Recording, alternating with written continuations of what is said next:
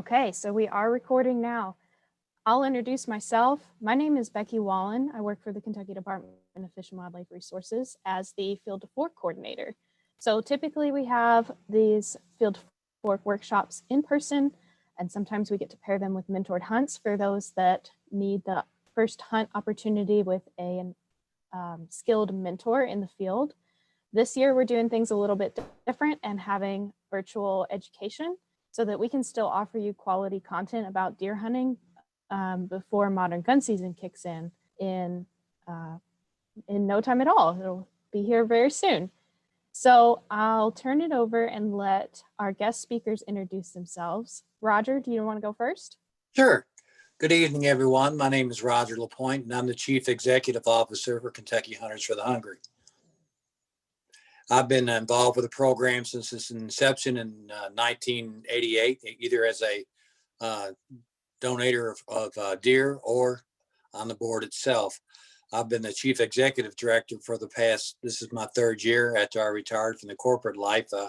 I was asked to step up and get a little more active role, and I did, and I'm really enjoying it. So. Awesome. Thank you, Roger. Easton, go ahead. My name is Easton Copley. I teach aquatic education for the department. I also help when we're in regular times, I suppose. I help with a lot of the mentor hunts and try to help Becky get equipment out and do everything I can to help her. Awesome. Thanks, Easton. So Roger, I'm going to go ahead and share my screen and pull up the presentation, and you can start us off with some of the background and history of Hunters for the Hungry. So let me just pull this up really quick.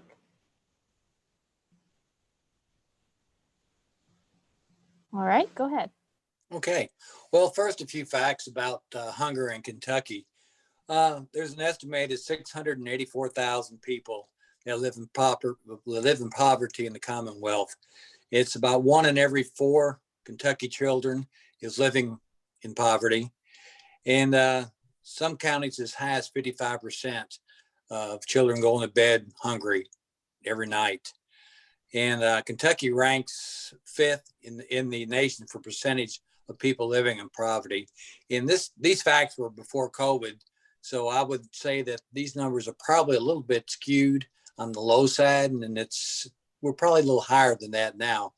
And especially considering the amount of phone calls that I've been getting from local food banks inquiring about getting venison this year. One of the niches that Hunters for the Hungry provide is a much needed protein for the food banks. They get a surplus of agricultural products from farmers, but it usually doesn't include protein. We're able to provide that by the use of venison. So that is where we kind of step in this whole process. We coordinate with local processors throughout the Commonwealth. We have about 51 processors in our network throughout the state. And then we coordinate with Feeding Kentucky and the Ag Commissioner Ryan Quarles' Hunger Initiative to distribute this venison throughout the state, and either through them or through other local food banks or through local ministries, churches, their food banks as well. Our part as Hunters for the Hungry is we facilitate between the processors and the hunters in getting the fees paid. So you as a hunter, if you donate a deer, there's nothing that you have to do besides bring a deer to the processor, and we pick up the tab. And that's what we do throughout the year, is to solicit funds to make this happen. So donations of any size is welcome, and you can do it through check or PayPal through our website, and we'll touch more on that later. But as far as Hunters for the Hungry, it was started back in 1988 by a group of local sportsmen Actually, it was Mike Allman and his processing shop here in Louisville, Kentucky. And a group of guys got together and saw that we had a surplus of deer, and Mike was getting inundated with people dropping off deer that really, hey, I shot this, but I don't really want it, don't really need it. What can you give it to somebody? And that's where the idea came from. And from there, I think it was in 1990, the Department of Fish and Wildlife approached Mike about in the Safari Club International that was here based in Louisville, about becoming a 501c3 and starting this initiative called Hunters for the Hungry. And that's where it really took off, and where we started. So, I mean, we have Rocky Mountain Elk Foundation, the Wild Turkey Federation, Quail Unlimited, United Bow Hunters Kentucky, and the League Kentucky Sportsmen with the first sponsors of Hunters for the Hungry, and it grew from there. I think the first year that they had it, they got about 20,000 pounds of venison that was donated by local hunters, and we've grown leaps and bounds since then. So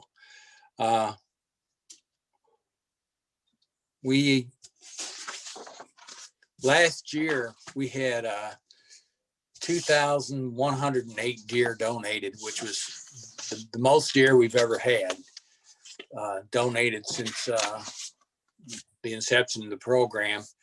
And that actually equates to, sorry, I put my reading glasses on here, 85,767 pounds, which means 343,060 meals that were provided to Kentuckians in need. The way we derive that figure is we weigh every deer that's donated, and we usually get about 40 pounds of meat per deer on an average. And a serving of meat per FDA standards is 4 ounces. So that's four servings per pound. So do the math, and that's how it's how we figure it out. And then it's kind of the industry standard for what we do. And that's how we come up with what we're doing as far as getting the figures. So hunters play a huge role in what we do. And basically, I guess, Beck, if you want to get into how we donate. Yep, we can do that really quick. Just let me switch over to the website.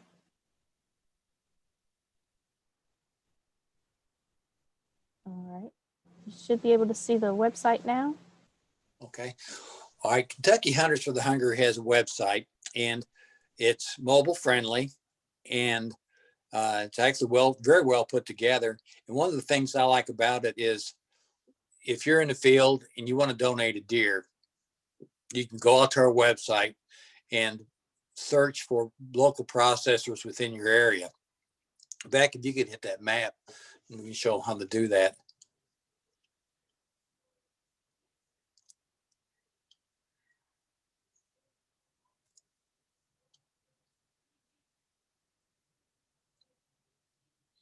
And keep on scrolling, and it shows a if you're familiar with Google and start doing a search like that, it's very, very easy. Or you can keep on scrolling down, and there's a list of counties, processors, and contact names for every one of the processors we have in the state. What we like for you to do is, once you legally harvest a deer, it has to be field dressed and it has to be legally harvested. Call your processor and make sure that they're accepting deer. The way it works, we get Hunters for the Hungry solicit donations throughout the year. We get a pool of money, and then divide that into the processors by knowing how many they have done in the past and kind of work a balance out where, say, C&Z processing here in Louisville, I know that they do about 100 deer for us a year. So we'll give them a quota of 100. And once they reach that, they can't accept any more deer unless they call us. Or sometimes processors just get inundated, especially with modern gun open weekend. They just might have too many deer to handle, and they won't accept deer for us until a later date. So call before you drop a deer off. Again, make sure it's legally harvested, field dressed. And what I recommend too is I always give the first deer that I harvest every year to Hunters for the Hungry. And I try to make sure that it's something that I want to eat, that I know it's a good deer. I mean, I like to shoot a large doe, or I have given bucks too, but make sure it's a good deer, make sure it's a good hit, and we can get as much meat off of it as we can, because what we're trying to do is maximize our dollars for our sponsors to make sure that they get what they're paying for, and we get as much meat to the charities as we can. So, and then once the processors get the deer, what they'll do is they'll grind it into 1 to 2 pound packages and freeze it. And then they'll either call us or a Feeding Kentucky affiliate, either Dare to Care, Feeding America, Purchase Area Development, God's Ministry, to come and pick the deer up, or they'll call a local charity that they know if they're working in that area and they want that meat to stay in that area. Sometimes a local processor will call a local ministry, and they'll come and get that deer, and then it'll be distributed to families in need. And we partner with Cook Wild Kentucky, which Beck will talk a little bit more about that later, where they they'll provide recipes on how to prepare this meat, because a lot of people that receive it, they don't know what to do with deer. So this here has helped us a lot. A lot of the county extension offices are carrying the recipe cards, and it's working out really great. So it's a good program. But basically, again, all you have to do is shoot a deer, call it the processor, drop it off, and we take it from there. So, we'll entertain any questions afterwards, but if you have any specific issues or concerning it. But we couldn't do this without the help of, one, the hunters who donate, and two, our sponsors. So Beck, if you'd hit our sponsorship page. And these are the people that make it happen. Kentucky Proud, Commissioner Quarles with the Department of Agriculture has been a tremendous supporter and helped us for the last couple of years that he's been in office. He's really got us on the map, and we're getting a lot more known. Feeding Kentucky and all the local food banks, Dare to Care, Feeding America in E-Town. And then Department of Fish and Wildlife has always, scroll back up a little bit, Beck. You're going a little quick for me there, kid. Fish and Wildlife has been a godsend. They've always been a big donor. Kentucky Farm Bureau has been a huge supporter of us as well. And a lot of local sportsmen's clubs. Safari Club International has always been a big donor. Fern Creek Sportsman's Club, League Kentucky Sportsmen, the 6th District Kentucky Hunter Education. There's been several groups that have put on 3D archery shoots for us this year. Keep on scrolling back. And then, a lot of your larger organizations like National Wild Turkey Federation, Friends of the NRA, white realty groups like Whitetail Properties, Whitaker's, Rocky Mountain Elk Foundation have all chipped in and helped us. And we get a ton of donations just from individuals. Might be $25, might be 50. We have one gentleman that gives us $500 every year to help defray the cost. So this, without these individuals and organizations, we couldn't do the program. So we're very grateful for them. And we have a lot of really good partners too that we're working with now. The county extension agents in Boone and Pendleton and Morgan County have actually started programs where they actually get the people in their county and a processor within that county to participate, and they help with defray the cost, and also do like a little contest to keep the meat there in the county, and then have local people donate deer. So that's really been taken off. And we partner with the 4-H shooting sports every year. For the last 2 years, we've had real good success with them in Spencer County. Their 4-H shooting sports has really knocked it out of the park. I think last year they had 9 deer donated from the kids, and they take it on as a community service project where they raise money to help defray costs, and then the kids all go out and try to harvest a deer and donate. So that's been working out really, really well. Murray State, they actually have a fraternity that is helping to donate deer. So we're getting a lot of college participation. Lindsey Wilson has a soup kitchen that we donate venison to them, and they provide meals to the community. So the backcountry hunters and anglers are helping us to create chapters and within colleges too, to push Hunters for the Hungry program. So it's really taken off. I've seen a lot more interest within the communities and within the local colleges, and a lot more younger people getting involved in the social aspect of hunting, not only just to harvest organic meat, but to also give back to the community as well. So it's going on more. It's getting to be more than just hunters donating a deer. So getting to be a lot more than that. So I'm really excited about the possibilities and where we're headed and what we're doing now. So with that, I guess we can go on to Easton, unless you want us to talk about anything else, Beck.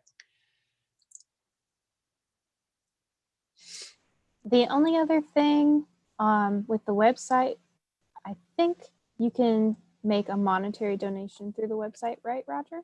Thank you. There is a donate button, and all you have to do is actually go out there and either use your PayPal account, or I believe it defaults to a credit card as well, or you can send us a check as well. Our address is on there, and we'll take anything. And if you know of any businesses or anything that you feel in your area that would like to help us, please feel free to approach them and or have them contact us. All right, I'm gonna stop sharing the website here. And thing too, Beck. In the mentor Field to Fork and the mentoring, we're also involved in that as well. We did the Taylorsville mentor hunt, 2 years ago, that we helped participate in, and brought our we've got refrigerated trailers now that for special hunts we can bring these trailers. So if anyone harvests a large number of deer, we'll be able to just drop them off into that trailer and then take them to a processor. We're doing that with a Wounded Warriors hunt coming up that Fish and Wildlife is putting on, and also with quality deer management. we also help them out as well. And plus, they're a big sponsor of ours as well. So. Awesome. Thank you, Roger. Easton, you donate every year, right? And if you don't mind talking a little bit about that from the hunter's perspective. Okay. Yeah, like Becky said, I do donate quite a few. I'm very fortunate to have the job that I do that allows me the free time, I guess the flexibility in my schedule to pay attention to the weather and be flexible enough to be in the woods when the timing is right. Um, Also, I'm very fortunate enough to hunt a lot of private land. Lots of friends and family that have farms that have offered for me to come hunt. I've spent a lot of hours, especially in the summer, contacting landowners, knocking on doors, getting out and meeting people in the community, and small talk, mentioning, that I hunt, and we'll find out they have a farm, and getting to know these people and getting permission to hunt there. So there's a lot of back history that goes into my success as a hunter. I think um, time in the stand is probably the most critical thing. I mean, you can't kill them from the couch. You've heard that. So a lot of the stuff that I'm going to talk about is difficult for a new hunter to wrap their head around. You think, how can you get that many deer in 1 year? I've hunted for 2 years and not got to harvest a deer. Let me tell you that this is not something I did when I first started hunting. I've hunted for several years, put a lot of time in, and every year I get more into it. Donating has become, I would say, a passion of mine aside from hunting. Um, so for somebody that's a new hunter, especially on public land, I understand that a lot of people work, night shift or have kids at home, stuff like that, that only allows you to get in the field, a couple times a year. And I don't expect a lot of donations from you all. If you've only got 2 days to be in the field, you're going to want to harvest your own venison and keep that for yourself. And I completely understand that. But there's a lot of hunters out there that aren't. So when Becky asked me to speak, 10 minutes or so about this at the beginning of the week, obviously I wanted to do it. And I started thinking, how can I do it? Understandably, this is me talking. It's not a back and forth conversation. I didn't want to just ramble. So what I did was I put down my most important thoughts on this stuff. Like I said, I'm pretty passionate about it. So I'm just going to read off several thoughts that I have on this. And at the end of it, Roger already mentioned we will have time for questions. A few numbers that I've put together. Last year, there was 103,607 successful hunters.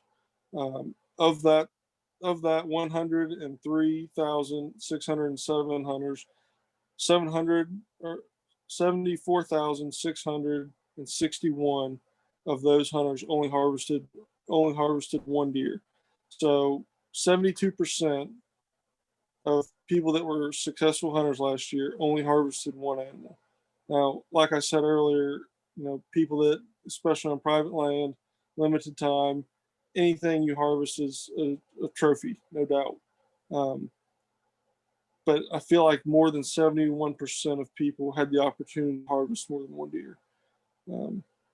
So those are just where we're starting at, is 71% of people that harvested deer only harvested one. Roger already covered this, but the total amount of meat donated last season was 85,765 pounds, and that was harvested from 2,108 deer, which served 343,060 servings of meat to individuals that need it. That's a whole lot of meals. So if you think about it per serving size, you're helping a lot of people out that are really in need. The more deer you shoot, the more confidence you get with it. So especially for a new hunter, my note says that shooting does builds confidence, and the more you shoot, the better you will get at it. And it's the best practice you can get, because a target practice a target just isn't the same. So I don't know if y'all have ever heard of target panic. It's a real thing. I used to have it when I first started hunting. I could go out in the backyard and shoot a block target or shoot a deer target and shoot really well. And then you get in the field or in the stand, and the deer walks out. You start getting nervous, you shake. That's what I call target panic. So when you get the animal in your sights, as soon as you see brown, you shoot, and after the fact, you sit there and think, well, I didn't even aim. So the more confidence you get with harvesting animals, shot placement, that kind of stuff, the best way to do that is to harvest more animals. So if you've got the opportunity, it's going to do nothing but make you a better shot and get your confidence up. So after the shot, practice. It is a good way to practice blood trailing and gutting a deer. So one thing that I've noticed, and I don't know if it's just a new thing that's popular or it's because of Facebook or what, but it seems like every day during deer season, at least one, if not more, you'll see a post on Facebook, somebody looking for a dog. It's amazing that dogs can help find wounded deer, and I encourage you to use that if it's available to you in your need. But it almost makes me wonder if blood trailing is a lost art. If people just think, well, I don't need to learn how to blood trail because I can just call a dog in. Blood trailing is not an easy task, especially if the shot's not exactly where you need it to be. And it's not going to be there a lot of the time. 9 out of 10 times things aren't perfect. Blood tracking it's a lost art in my opinion. So the more blood trails you get to go on and help with, the better you're going to get at it. You'll learn different tricks. There's one farm that I hunt on that I've hunted there for 8 years, I think, or 9. Anyway, from this one stand, probably 60-70% of the deer that I shoot out of this stand, they end up in almost the exact same spot. It's in a creek bed, and over time, I've learned that when I shoot a deer out of this tree, if it runs that way 9 out of 10 times, it's going to be in that creek. It comes in handy. Earlier this year, my fiance shot a deer. It was a fantastic shot, but the deer ducked, and it was about 2 inches high of where she was aiming. It was a great lethal shot, but when you hit a deer high with archery equipment, you don't get a very good blood trail. So it was dark, and we were tracking this deer, and I kept saying, I'm pretty sure I know where she's at. I'm pretty sure I know where she's at. And that helped us follow the blood trail and led right to her. So it's repetition. The more you can do it, the better you're going to get at it. It also extends your season. I was talking to Roger about this earlier this week. If you shoot a buck early, it gives you all season to shoot does. Or if you want to donate your buck too, and say you only have room for 2 deer in your freezer, if you harvest your 2 deer and get them in your freezer, it gives you a chance to keep hunting. Getting permission to hunt a new place and keeping landowners happy. I've had several landowners that have told me that they've kicked people off in the past because they're just trophy hunters and they will not shoot a doe. And then I have quotes, I want the deer out of my crops. So that's a true story. Several places that I hunt are the farmers that have crops, and they say, we let people hunt, but when they come in, when they're talking to us, we'll shoot some does for you, and they're here all season. They shoot their buck, and we never see them again, and that really upsets landowners that let you hunt because they're trying to get deer out of their crops. So why not harvest some deer and donate them? You're feeding hungry people, and you're keeping your landowner happy so that you can keep hunting there. A question that I have for you all is a person that hunts all year to shoot one trophy buck, is that truly a sportsman? So I don't know that I would consider myself a trophy hunter. I do like to harvest large bucks. If I want to fill my buck tag, I want it to be a really good one. I spend a lot of time and money and hours in the woods waiting for that big deer. But if that was the only deer that I hunted, the only deer that I shot, would I really be able to call myself a sportsman? So that's for you all to answer and chew on that one. So here's some really crazy numbers. Last season, 74,661 hunters harvested only one deer. If each of those hunters harvested one more deer and donated it, that would have produced 2,986,440 pounds of meat. With that meat, 11,945,760 meals would have been provided. So again, that was if every hunter that only harvested one deer harvested an extra and donated it, we would have produced well over almost 3 million pounds of meat, and it would have fed almost 12,000 meals to people in need. So by somebody shooting one extra deer a year, we're looking at almost 12 million meals. I don't know how many people. Roger might be able to touch on that. How far 12 million meals would go, but it's incredible by simply harvesting one extra deer. Another point that is really near and dear to me, and it fuels my passion for this.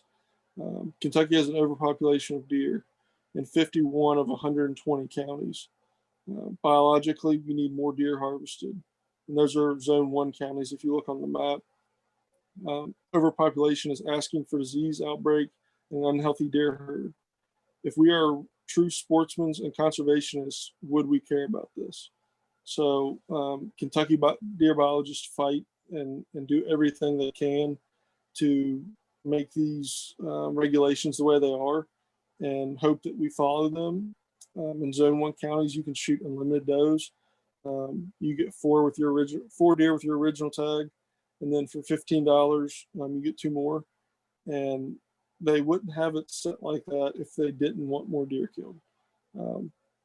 Where CWD is a huge concern, EHD is a concern every year, and for Zone 1 counties, the overpopulation, if we get these diseases to hit, it's really going to devastate our deer herd.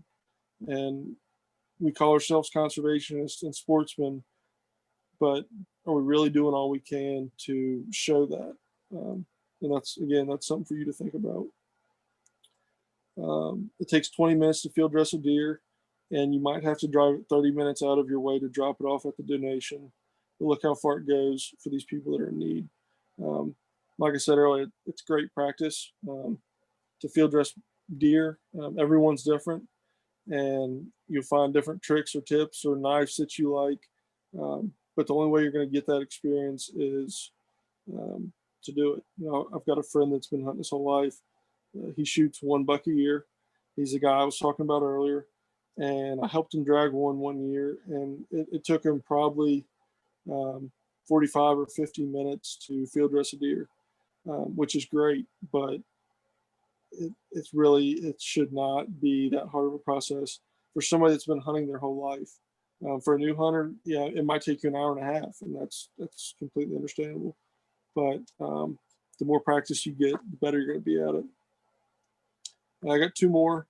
So hunting is what we love to do. Aside from all the good that it does for us personally and all the food that we provide for ourselves, why don't you take the opportunity to make it good for somebody else? So this opportunity, to drop a deer off and know that it's going to go feed people that aren't as fortunate, they can't afford to hunt, they don't have anywhere to hunt. Maybe they don't even have a house to live in.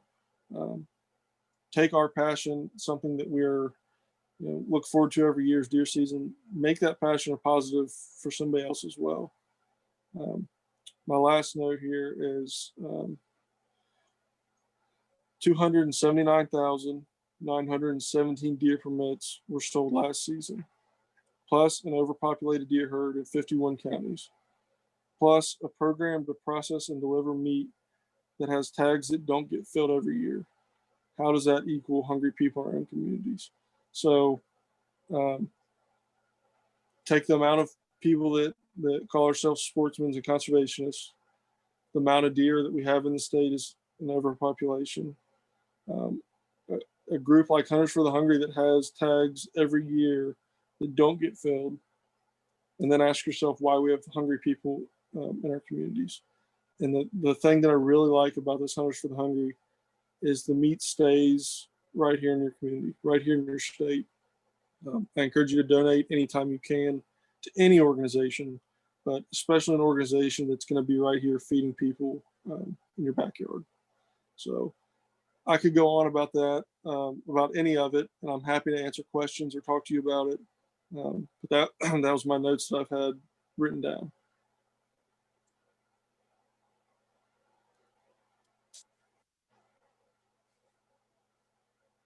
All right, thank you, Easton. Let me. Roger, do you want to talk about the presentation that we have real quick, and then we can take some questions? Sure. Okay, I'll share that really fast.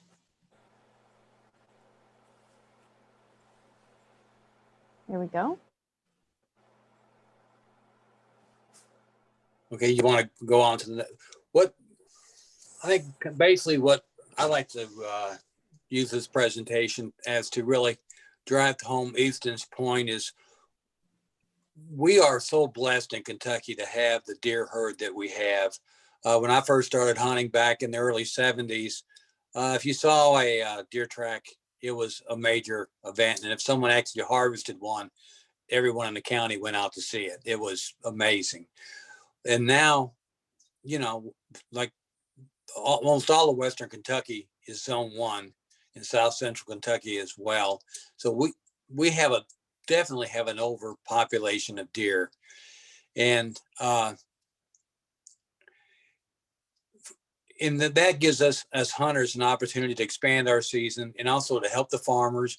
I got crop depredation tags this year for the first time on my farm and my neighbor's farm, and we're going to have basically a doe day where we're bringing our kids and we're going to try to get as many deer for Hunters for the Hungry as we possibly can, because it's hurting us because we can't grow soybeans. And I'm going to be going out to Murray middle of the season to help another one of our board directors and taking another granddaughter that lives out there to harvest some does for him. He has the same issue. So it's a win-win for everybody. We get to hunt more.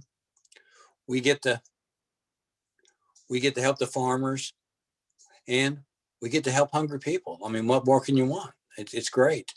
Next slide, Beck. So, and I've reached a stage in my life now where it's not about me. It's not about that big buck. It's spreading tradition on to the younger generation. This is one of my I've got 12 grandchildren, and this is Sadie's first doe that she shot. This first doe that was killed off a farm we just purchased, and she was just ecstatic about it. So, yeah. Next slide, back. And then another one of my granddaughters shot her first buck off the same farm the following year. So I had 3 middle schoolers and 1 deer blind with me. So you talk about a fun time. So next slide. And we just enjoy it. And then back, next one. And then this is Sadie's first buck that she shot, and I got it mounted for her, and her little brother Silas there, he got he shot a doe that same evening. So that was his first deer. So that's what we do. We get family involved in it, make it a tradition. And so they all say, "Hey, Pawpaw, can we help you with your job?" And that's helping to feeding the hungry. So that's what we do, and that's what makes everything so much fun for us. So, and then again, that participation with the 4-H shooting sports and getting more kids involved, and that's really what we want to do. So it's a great partnership with UK and the 4-H shooting sports, and getting or kids ball and brought into our sports and not in front of video games. So next slide, Beck. So that's you, Cook Wild. All righty. Let me just fix the slide here. Okay. So Cook Wild Kentucky, you kind of already heard Roger mention this.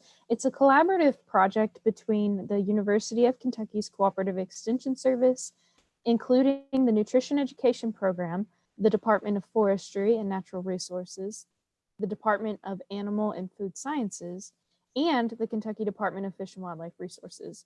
So we've worked together to create these recipes that pair with wild game meat.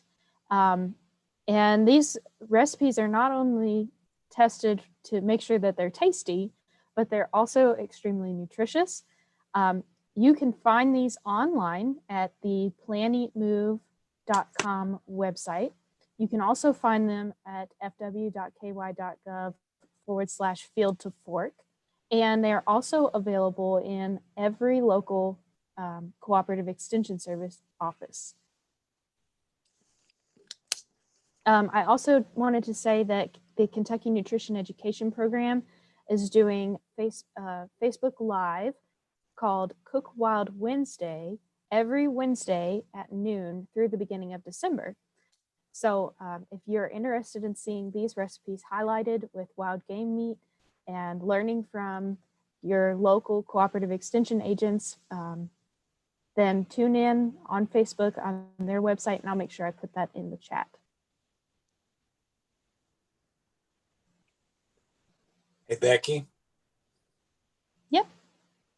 One other thing too, we're working with Cook Wild in developing recipes for Asian carp and working with local people to see if that perhaps is another avenue that Kentucky Hunters for the Hungry can do to bring more protein to the state, is by utilizing Asian carp out of our waterways. So it's just in the pilot stage, and we're just looking into it now, but it's definitely a possibility. Awesome. Yes, thank you for adding that. Okay, so I think we have a couple of questions here. Let me just look in the chat really fast.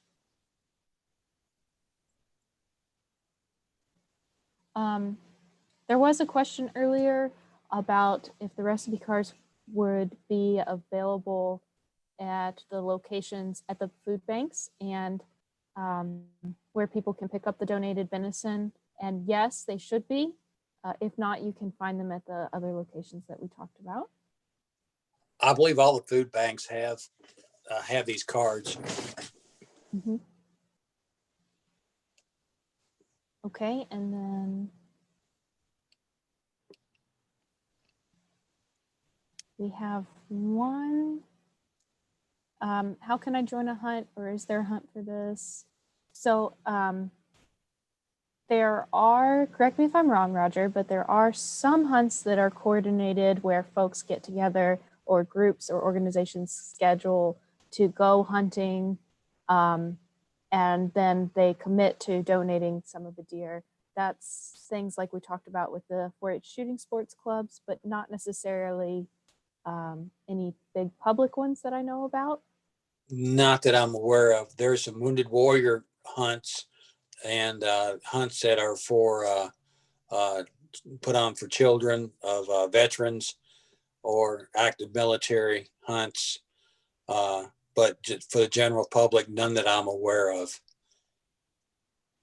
Okay, so you can, like Easton was talking about, you can go on your own hunt, and it can be public or private land, wherever it is that you typically hunt, and donate a deer from anywhere in the state. Right. Or if you know of a farmer that has crop depredation tags or is needing help in getting some deer taken off his property, it's a good way to get your foot in the door to find a place to hunt by saying, hey, can I bring my my son or daughter, or even yourself, just yourself, say, I'd like to take some does off your property and donate to Hunters for the Hungry. Perfect. All right, I think we have one more question here. Okay, Becky, I'm unmuted. Can you guys hear me? Roger, can you hear me? I can. Okay. I thought of it earlier when we were on the website, and the question about if there were any hunts to go on came up. Did you want to talk about the whitetail access system on your website any? We do have the whitetail access program, and basically it's a I'm a little hesitant to talk about it because, well, we have a lot of, it's basically a, to put it in a layman's term, it's kind of like a dating service where we have landowners sign up their farms, and then we have hunters that sign up on our website, and then the landowners look at the hunters and try to find a match, and then invite hunters to come hunt on their property. It's been successful in a few times. What typically happens is a landowner will get a hunter. They establish a really good relationship, and that hunter keeps, I guess, for a better word, they get married. So that farm is kind of lost because he's found a good hunter to participate in. And the problem is we don't get as many landowners as we'd like, but we get a ton of hunters. So we get asked every year, how come I didn't get picked? And well, we do have some landowners that will pick hunters, but they can only take a couple. And once they take a couple, but most times they are satisfied with that hunter, and they establish a relationship.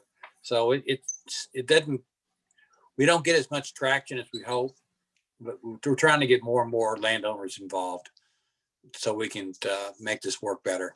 But it's been a tough road. So, but you can sign up for it if you're a landowner and would like to learn more about the program. It's explained on the website, and you're able to register your farm. Or if you're a hunter, you can register as well. And it goes into detail on, what's the landowner wants. It has this many acres. Do you want tree stands, portable stands? What about we're using four-wheelers? What kind of deer you want taken off? And then he wants a specific hunter. He'll go out and look at the credentials of that person that's the hunter that signed up, and then they'll do like an interview and go from there.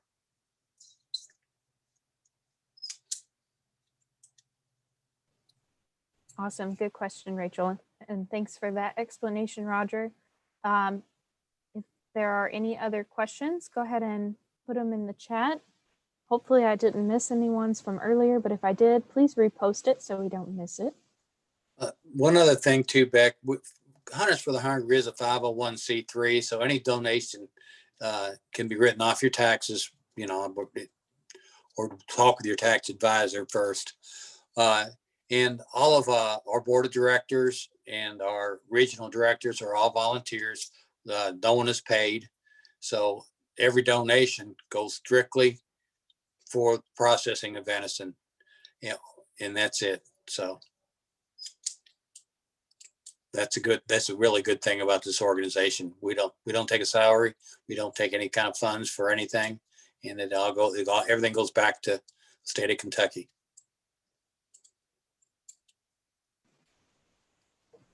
Awesome. I'm not seeing any more questions in the chat. So I'll say last call for questions if you've got them. And Easton, did you have anything you wanted to add? No, just if you have any questions, make sure you reach out to us. And I encourage you to at least try it. Understand that everybody doesn't have 1,000 opportunities to get out, but it's a great thing, and you should do it at least once. So, like Roger said, that he donates the first one every year. So I encourage you to try it. Awesome. Thank you. All righty.